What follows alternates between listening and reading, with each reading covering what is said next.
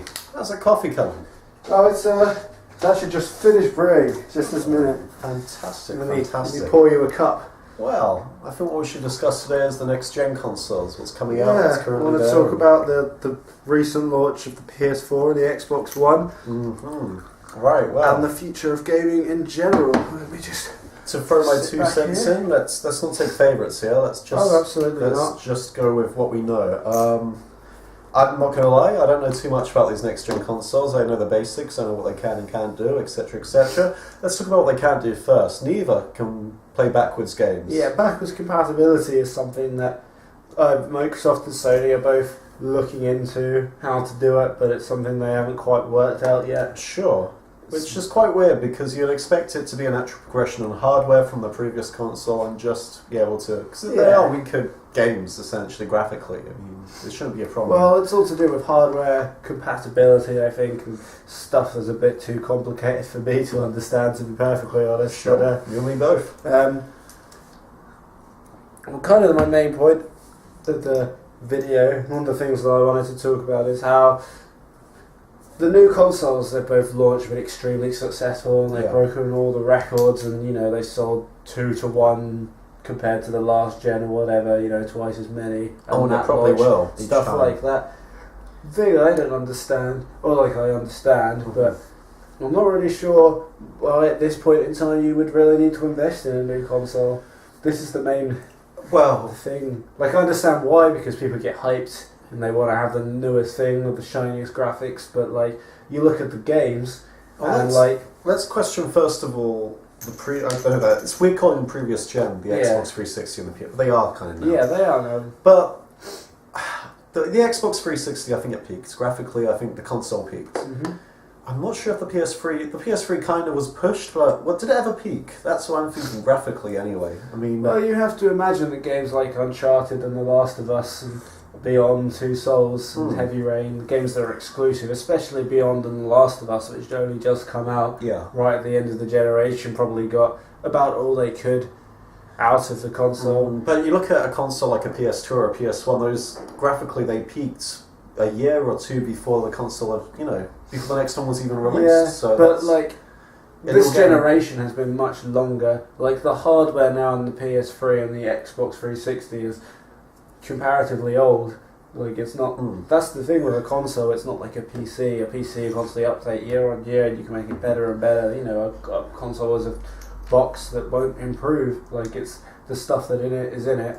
By the time it gets to the end of the console, it's old tech. But do you think also part of this being released now is part of the waiting game, in the sense that if one's released too far after the previous one's released, then they have the unfair advantage technically. You can't take your time in the console and mess around with it. You kind of have to place it when the other guy does. So that kind of element there is that, but I think like generally we're like you have to say, but the point has now come where like people were clamouring for new hardware, and especially with this generation, like I said, was so much longer than what we're used to with consoles.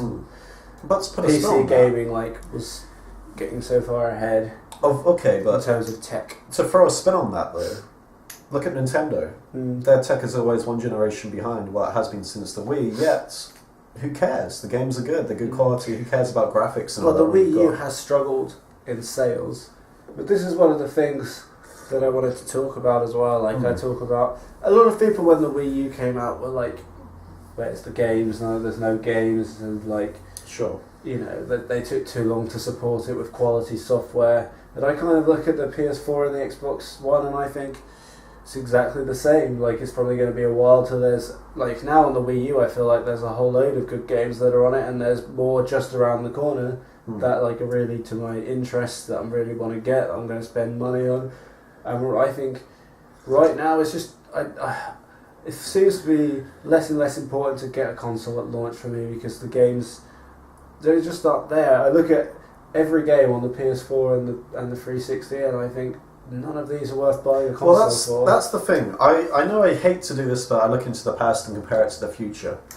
In my opinion, the big highlight of the console war was when you had all four. You had Sega, Sony, Microsoft. I know Sega was a bit behind, but it still kind of counts. Nintendo. Just about. Each one did something. The PS2 and the Xbox were kind of similar, but they all had their own identities. The Xbox and Sony or PS4 or whatever has pretty much the same identity, and Nintendo has their own as well.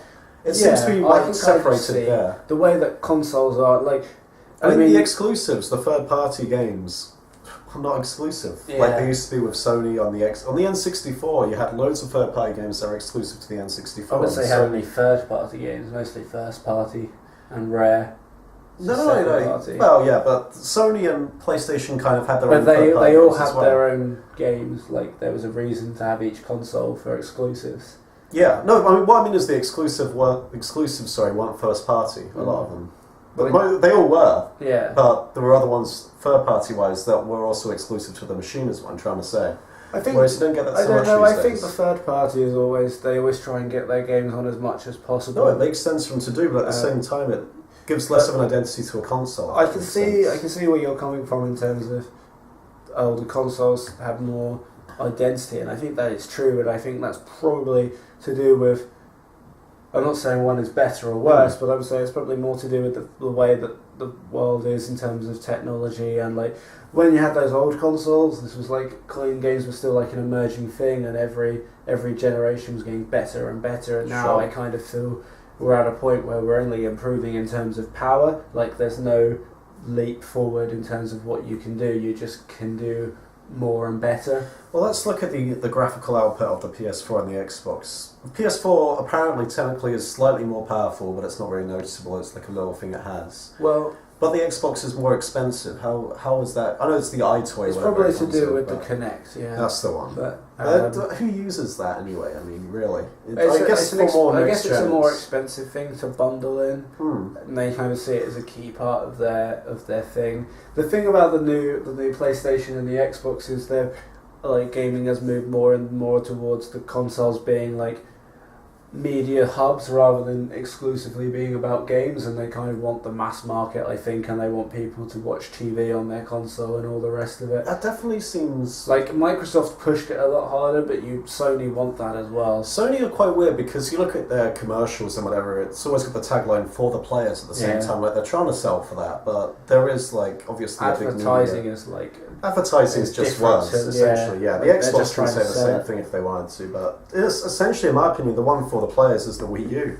I'm not gonna lie. I mean, definitely. It's kind of funny how the Nintendo, like, see, I want to say this, Nintendo, they're not, I wouldn't say they're as good a company in terms of games as they used to be. I'd say that, having said that, there isn't a modern company that I like as much as them. I like, as in terms of console anyway, because the Wii U it's still like a console that you have to update and install, which is annoying. I don't like doing that. Sure.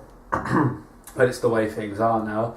But Nintendo, their interfaces just seem so much more simpler, as in it's still, as much as possible, put the game in and play it, and there's less mess in the way. And there's just so many good games on the Wii U, and they've got this partnership with Platinum that I like, and they make the kind of games that I like on there, whereas like I know that Microsoft and Sony are trying to call indies a lot, which is great, that's amazing, that's definitely what I want from the future, but you can tell that they, like, the big money and the big franchises, they're all these like ultra realistic, like epic shooting games or sports sims or driving stuff, and stuff just doesn't really interest me. Like the thing I like from gaming, and this is like entirely personal, but what I like things that, I don't want to say more creative, but like less based in the real, if that makes sense. I mean, I do like realistic games, but all my favourite games I think of are games that are kind of stylized or colourful and wacky. And what people forget is games and movies and everything like that is part of an escape from reality. You're not supposed to match reality's rules. You do your own thing and well, it depends what you want. Well, I guess if it's a real life simulation kind of game, then of course. But if it's like the Hedgehog, you don't want to be running at a slow pace and have Eggman, like a normal person. You want it all to be kind of wacky in a way. Games, to me, mainstream games have moved much towards kind of Hollywood production, which is something I don't really like. This is why I was thinking, like, this weird comparison I have, say, with Nintendo and Disney. Yeah. They have a lot in common if you think about it. Up until the N64 period, I don't know. It's like old school Disney had a certain heart behind the film. It had a certain kind of thing about that film that had structure and heart, and it was kind of strong. the crossover. I see the crossover as almost into a Pixar thing. The Pixar has the heart and the strength and all that, but it lacks something the old school animation drawings kind of had. Well, maybe. The 8-bit and the 16-bit and the 64-bit. I don't want to detract too much, but like I prefer Pixar films to. No, that's fair enough. But that's fair enough. But the old Disney films at the same time, I remember, was cutting edge. Like Nintendo was at one point cutting edge. You know, it was taking far more boundaries, far more steps, like Disney in a way. And when Pixar hit, it was just 3D, and the 3D was great, but it's not really. You don't really look at the animation and go, wow, like you do with drawn piece. You know, it's something more about a drawn piece. Well, to me, Nintendo. I know a lot of people criticise them for what they did, but the Wii U, but then like the tech for me is like it's kind of in HD is like, I mean that's great, that's cool, and the games look better. So I don't really care that much about next gen graphics because, as I said earlier, kind of. It's really the thing is, it's really lifelike enough. I mean, Hard Rain on the PS3 kind of peaked it for me, and then I was like, fair enough. My theory is that we've kind of seen now all of the big leaps in technology. Like in terms of what we can do, as I said earlier, it's just going to be more and better, but it's not going to be. There's going to be no giant leaps forward anymore. So I think we've established the majority of gaming conventions and genres. I think that technology has got to the point where we've got graphics that are only, like I said, going to look shinier and you'll be able to put more stuff on screen, but there's not going to be like that leap between like 8 and 16-bit, or even more importantly between 2D to 3D. That kind of brings across a question I was going to ask you. After the Wii U and all that, sure, first-person shooters and all that kind of thing will always look better with better graphics. Yeah. But how much better looking can a Mario or Sonic game get after the Wii U? Well, Sonic is, I think, this is another side thing with a Sonic game. Sonic games tend to have been more detailed, like a game like Sonic Generations, for instance, compared to a Mario game, which is compared to Sonic Adventure 2, it's much more like from the previous gen. I don't want to say Mario is simplistic, but it's more basic. Yeah, if that makes sense. Whereas Sonic has always been more about the details. So I think more. But even Lost World, it looks like it could be on the Wii. Lost World was a game that kind of followed that Mario philosophy of making it basic. What I mean, in terms of graphics, I think. But like a game like Generations or Unleashed, or even like adventure games, have always been getting the most graphically that they can, and I think that. But that's not the step they're taking anymore with Sonic. I think that they could. The thing they need is that stable frame rate, and so there's probably something that the next generation will be able to offer to Sonic games in particular, is like the detail with hopefully a stable high frame rate. Let's face it, sooner or later Sonic is going to be on the Xbox and PlayStation again after these exclusives go, and I'm just thinking how much better is that going to look on that? Well, I would take a Generation-esque looking game but with a better frame rate. That would be something I would like. Is it really worth investing so much in just to have a slightly better frame rate than the previous console? It's not about having slightly better. I think it's more about having a solid and getting a solid 60, because Sonic games are all about fast movement, so it just looks and feels better. Like when you play Sonic Lost World, that's one of the best things about it, is that it's so solid, it's locked at that frame rate. And that it's kind of funny that there's so many Wii U games that are locked at solid 60 frames per second. Whereas that's something they want from the next gen, but a lot of them seem to be around 30. So. I mean, one thing I did notice when we played New Super Mario 2, not too many graphical updates from the previous, but there's one thing. You mean Wii U? The Wii U one, yeah. Mario and the characters and the sprites themselves were a lot more shiny. It seems every time a new generation of Mario, it becomes more sparkly and shiny. Clean, it's very weird, It's kind of cool, I guess. You can tell it's the next step, but it's also weird to look at, you know. So if we bring it back to like the next gen, and there's like kind of two subjects I want to talk about. One of them is indies, and the other one, which I want to talk about now, is exactly like where do you see like gaming going now? Like where do you see the progression? Like not changes, but like how do you see it evolving and moving forward? God, that's a tough question. I mean, speculation. All I can say is. There are some games that are going to really, really benefit from this, and the one that really springs to mind, one of the first-person shooters even, is GTA. Can you imagine the GTA 6? Well, GTA always gets like the most out of the hardware. Well, that's the game you buy for the graphical elements of the console. That will stretch the console, the big maps, everything. That's the GTA's home for the PS4 and the Xbox One. It's going to be incredible. Open world is something that as well, like GTA thing, like more and more games seem to adopt this open world policy. And obviously GTA wouldn't be GTA without being an open world game. Of course. The more realistic it looks to real life. Yeah. That's what I mean by the whole console, kind of thing is it's going to only get better, those games. Open world seems to be the new trend, and I don't really like how people. I don't know. I don't see like. I know what you're trying to say. Like they should shove open world into every game. It feels kind of empty and randomly sprited and all that kind of thing. Well, yeah, it doesn't feel like there's any heart behind it. It's just. I don't really. Some things I think are better, not being necessarily linear, but having a more kind of controlled environment.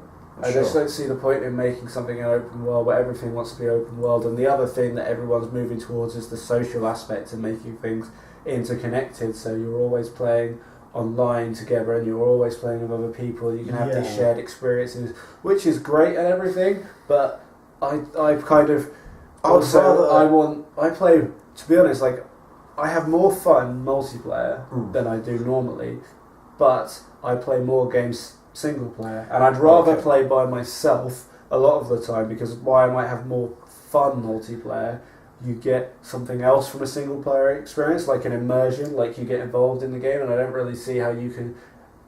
It's harder to immerse yourself in a world when you're constantly being reminded that you're in reality with real people and that you're connected to social media. I don't get it. It feels like I might as well be facing a computer. For me personally, I like online games, but I don't see like I don't really want it to be integrated. Kind of. Well, it's not like I'm not keen. I'm just not interested in it. I mean, I'd much rather have a Dreamcast or an N64 but you don't want to with see 4 it pads. become the norm, where it's part of your. Like Whatever happened to inviting people over and saying, let's have a big Dreamcast or N64 match? We don't need multiplayer is better with other people in the room. Yeah. I don't really get too involved playing around unless you're playing one of your aggressive friends, then like it's better off that you're somewhere else you can kind of laugh about it. Yeah, like I like multiplayer and online aspects, but I just don't want it all. It's, as well, even Nintendo kind of did it a little bit with the Wind Waker HD thing, and they've got this bit where you can post bottles and like take pictures of yourself to the Miiverse. That's quite nice though. I guess it's a nice touch, but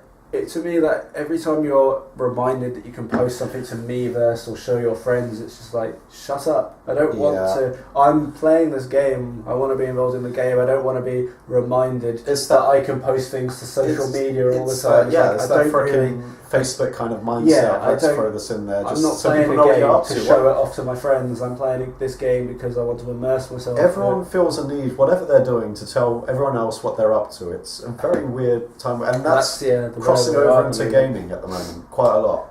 It's something I'm not looking forward to. No, I quite like mystery in people, really, to be honest. I am looking forward to like modern games. Obviously, I always want more games, and I want and I hope that there will be more great games. What's more important is a reason to buy it in the first place, and in my opinion, neither console really has that reason at the moment. It will have that reason eventually, but.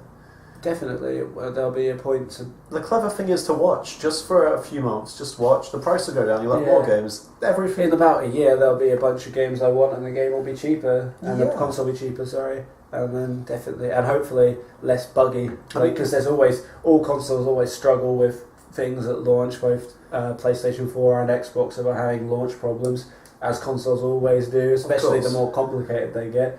So I might as well wait it out until all that stuff is fixed as well. And I love that PlayStation has adopted indie games. It took them a while, but they eventually did. And the thing is, they're pushing that far more than Xbox is at the moment. It seems like they've taken over the indie mantle almost. But you can tell that they both want the indies. Oh, of course. Microsoft, I think, kind of realised a bit later that it's going to be important, but like... Well, one of the consoles even Nintendo are as well, like doing their best to court indies, which is amazing. And this is easily the best time in history to be an indie developer. I've been on the 3DS store and I must have downloaded like 3 or 4 indie games on there, and they're all pretty damn good, you know. It's such a great time for indie gaming because we're at a point where this is the best thing about the internet. We talked about probably the shit stuff with the social media, but like the best thing about it now is that you could be a guy or a girl. Sorry, you could be a person. You could be a dog. You could be a dog if you can code, or you could be anyway. My point is, you could be a person or a small group of people. Yeah. And you can sit in your bedroom or whatever in your house, and you can have this fantastic idea. Throw it out there. If you're good enough, you can make a game and you can get it out there. And it's even got to the point now where these big companies are like came from indie games. Yeah, like we want your game exclusive on our console. Now, personally, if I was an indie developer, of course they need the money. Like that's the thing. The funding will be a big deal. But like, if someone was like, make your game exclusive, I'd be like, hell no. I'm independent. I want it on everything. But I guess that they want. If a big enough paycheck was Sony or Microsoft come along and say we'll give you X amount of money to have your game exclusive on our console, you'll be like, that's a blessing and a curse. That's a good. That's a blessing and a curse. I mean, it takes away, as I said before earlier on, the identity of the console. Yeah. If every single game's on every single console, what's the point? Well, I've been taking to investing in my PC. I've got a PC. I'm building it up, and it seems to be a good. The trendy thing at the moment is the PC when it comes to games. It's like because essentially consoles are more and more like PCs. So yeah, well, they always have been. No one's really. The thing about a console is it's simplistic. You plug it into your TV, turn it on, and you play. You don't have to worry about bugs, viruses, or anything like that. It's just you don't have to worry about updating it and putting in extra hardware. Yeah, I mean, the problems at the same time with PC is the hardware gets outdated after a year or something like that. That's you have to keep. But at the same time, that's the same hardware that's in your console. That's still getting outdated.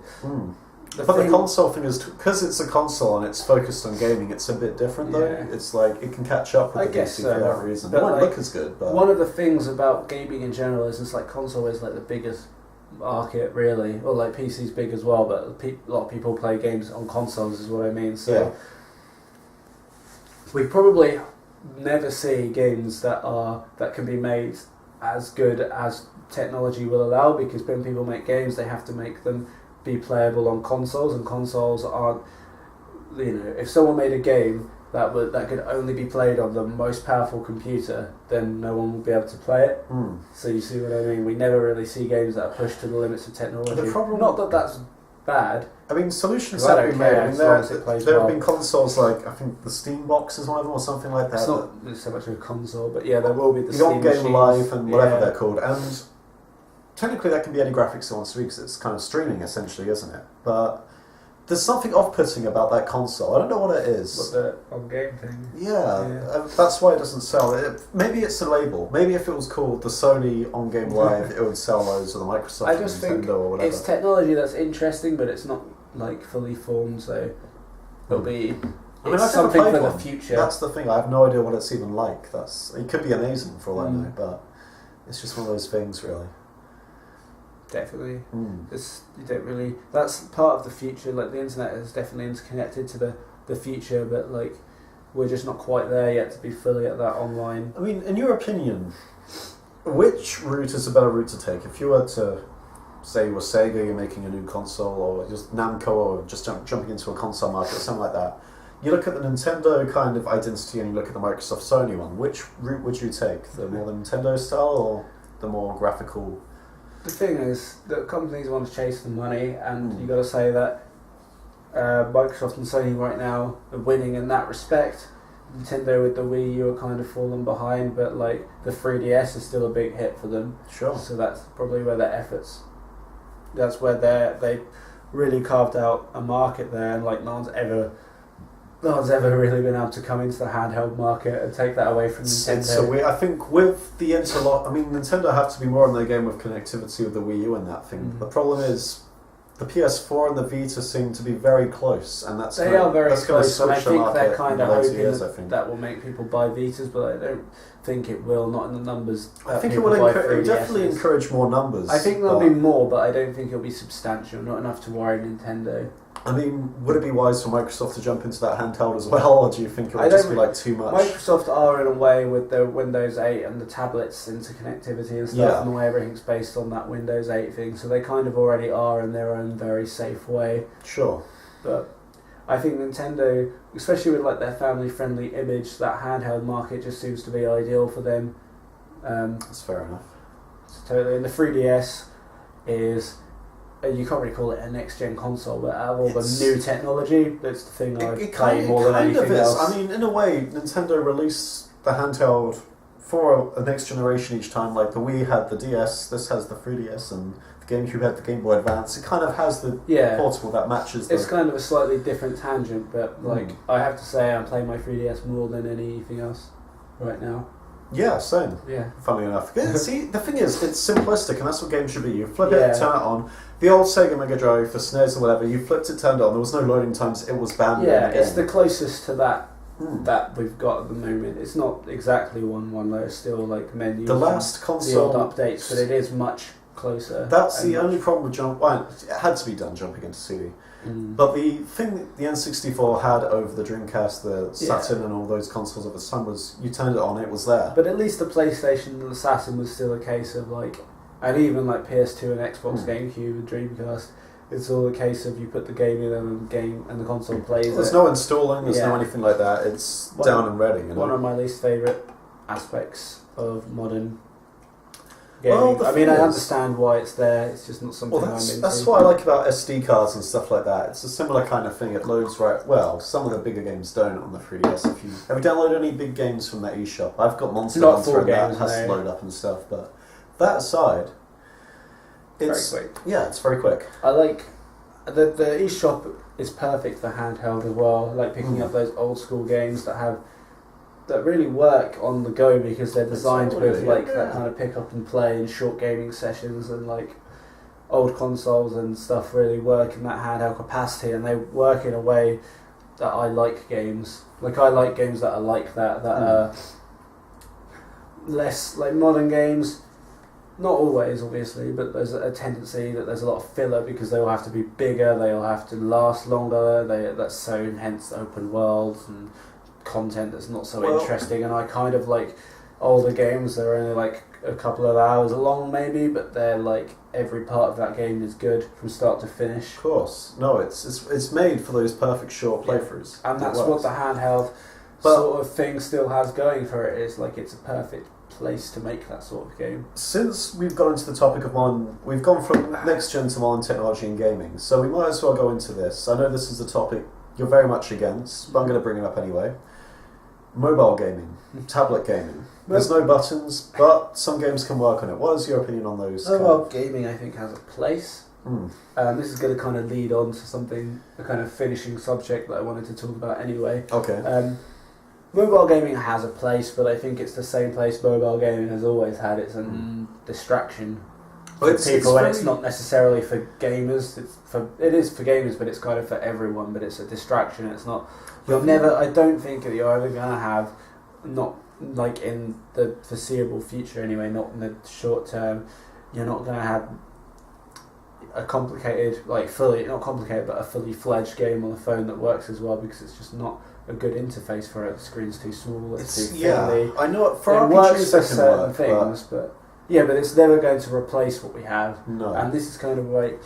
But at the same time, it's really took its toll. The handheld market, for example, would be selling a hell of a lot more if mobile gaming hasn't progressed rapidly. I really don't know if it would though, because it put me off buying a DS for a long time, knowing that I had a phone that did stuff. DS, the original DS, is like record sales. I think it's like the most sold thing. No, of course, no. That's just a personal reason why, and I'm sure other people. And the 3DS is also very successful. It took a while to get going, but it's become extremely successful. Oh yeah. So I don't really think it has. And this is my last subject that I wanted to talk about was the way, like people say things like, gaming's become this thing and it's more casual, and people play these free to play phone games and on the tablets and that, and it's like, consoles is coming to an end, and I was like, are they really? Because it just seems like that consoles and people want them more than ever, and that the people that are serious, like proper gamers, the number is larger than ever. Like people want consoles, because as great as PCs are, consoles, they're still the simple thing. You don't have to know anything to be able to use them. Even the updates are automatic. They're still like, you just have a console, you put the game in, and gaming is bigger than ever. I don't see this as like the last generation of consoles, and I definitely don't think that console gaming is dead at all. And I just think that the casual market for like mobile and tablet games now exists, but it exists alongside. Well, we are kind of. I don't think it's the same kind of people who buy those kind of games. Like the people who buy Angry Birds aren't really the people who are playing fucking Call of Duty. I think a good way to kind of. Well, I know what you're trying to say, and a good way to kind of word it is it's like the way music is sold to people. That's been changed over decades. Originally, it was you listen to the song, you buy it, then MTV pushed it, and then various ways it can be sold, and you have to keep changing with the times. Yeah. What I'm trying to say is it's all about changing with the times. Technology, you have to change to adapt to technology. Everything changes with times, and gaming's not. We won't. But I don't think console gaming is being eradicated by casual phone gaming. This couldn't be further from the truth. But here's a question for you.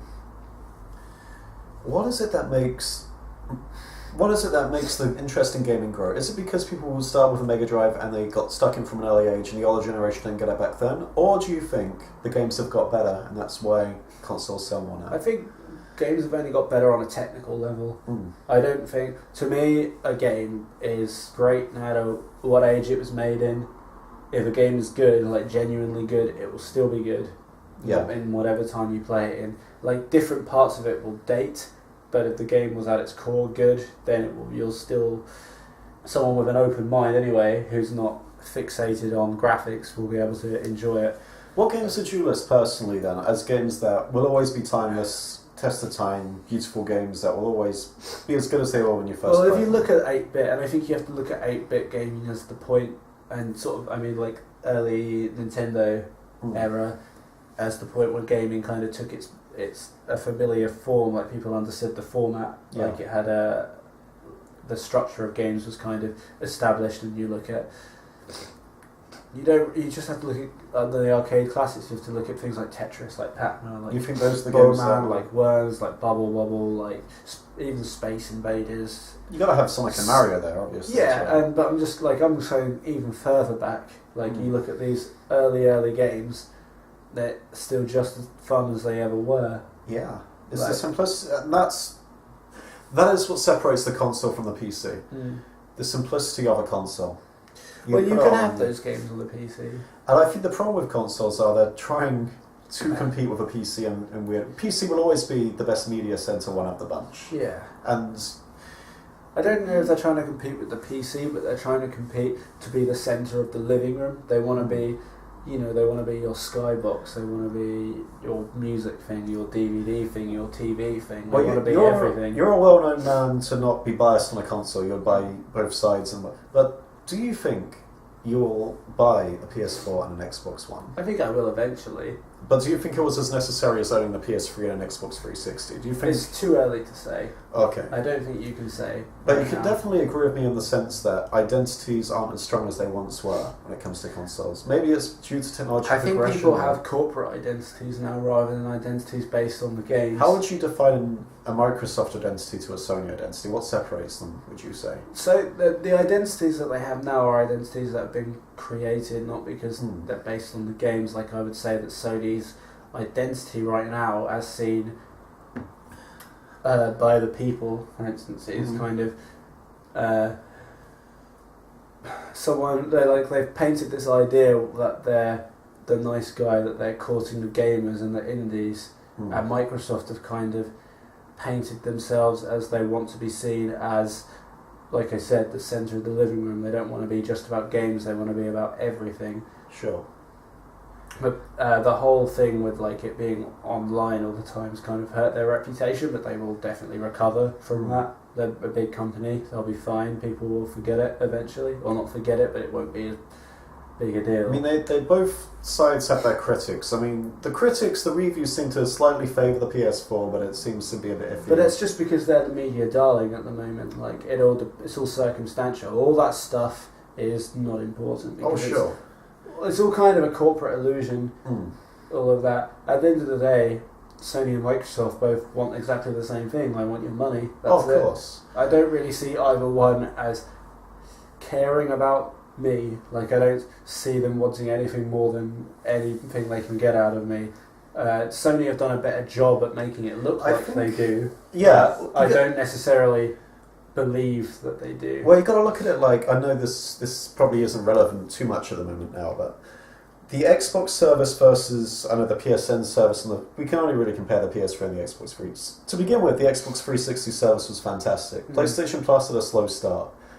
But towards the end, I think you're paying less for PlayStation Plus and they give you free games. I don't think the Xbox actually essentially did that, now the PS4 you'd have to pay for PlayStation Plus to play online. That's a mouthful. But which is kind of annoying. But it'd be interesting to see how both those services evolve, because now Xbox have started taking cues from the PS Plus and giving away free games themselves. They kind of have to. Yeah, which is nice that they at least are making the service a bit more worthwhile. I think they're doing it because, because Sony have set a benchmark. But and that's the good thing about competition. If you just have one, you can be as greedy as you want to be. At the end of the day, competition is good, so we should be happy that both consoles exist, regardless what side of the fence you end up sitting on. Here's a question for you. If one drove the other out of business, Nintendo will always be there in my opinion, but if one drove the other out of business, who would it be? Right now? I don't want to talk too much longer, but it seems like a rocky kind of Xbox 360 versus PS3 style, but it's like almost been switched over now. The Sony seems to be the favourite. I think Sony have, in terms of gaming, the upper hand right now, but the Xbox One sales have been very good. Oh yeah, like right off the bat. Well, it's essentially Xbox 360 users buying the next console, but Sony's buying into the Xbox market too. That's the thing. On the broader spectrum, Sony are struggling a lot more outside of the console. Like their electronics and TVs and that are doing very badly, so they don't have the same corporate might that Microsoft do as a company.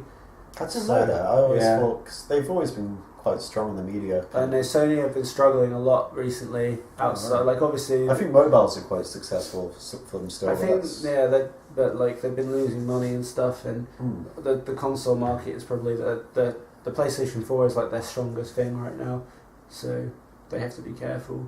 Yeah, so definitely. Microsoft definitely have the advantage in that department, as in they have the corporate muscle. It's very weird because although Sony will be behind in sales, they have been behind in sales in the Western markets. Those Asian markets, especially Japan. Well, they never really took to Microsoft, no. And that will always help them catch up with Sony's launch has also been very successful. So, hasn't it been perhaps more so, yeah. So it's hard to tell at this early stage, but they've both sold a lot. But I think the Japan market would kind of probably give them more money on the outside as well, so that kind of adds to the whole thing. Yeah, but there's just one territory in like the whole world is into gaming now. It's not like back in the day where you just wanted America or Japan. But I think if you look at the percentage of Xbox buyers in Japan, I mean, who bought an Xbox in Japan even? It can all change though. That's the thing. Things can change. I mean, I know if you were a Japanese man, you probably would have bought both, but you know, I don't know, maybe not. Maybe if you had the Japanese mentality, one market isn't going to be enough, and that is only one part of the world to rely on. I mean, for the average guy, the average person out there, they're just going to, myself being one of them, I'm just going to buy one. I'm not going to buy the other end. I think generally that will be what people do. Yeah. And no, it should be interesting to see where it goes, definitely. Well, the future of gaming is always interesting. Who can really say where it will go? But here's to the future, eh? Here's to the future. And here's to coffee. There we go. Coffee and TV. And gaming. And various others. Cheers. Yep. Take care, people out there in YouTube land. Have a good time.